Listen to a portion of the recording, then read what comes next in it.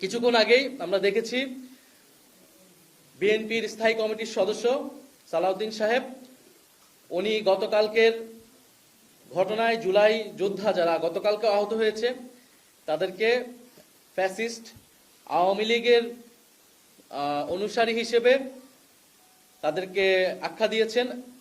আমরা তীব্র নিন্দা এবং প্রতিবাদ জানাচ্ছি এবং হয়তো তিনি ভুলবশত হয়তো তার কাছে তথ্য না থাকার কারণে তিনি এরকমটা বলেছেন।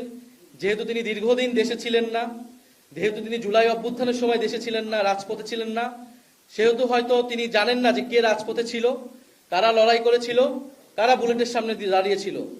আতিকুল গাজী যার হাত কাটা গিয়েছে তাকে যখন ফ্যাসিস্ট আওয়ামী লীগের দোসর বলা হয়, যখন শহীদ মীর মুগ্ধের বাবাকে ফ্যাসিস্ট আওয়ামী লীগের দোসর বলা হয়, শহীদ ইয়ামিনের বাবাকে ফ্যাসিস্ট আওয়ামী লীগের দোসর বলা হয়, তাদের যে কোনো দাবির জন্যই, দাবির প্রেক্ষিতে সেটা আমাদের জন্য খুবই কষ্টের, খুবই বেদনাদায়ক।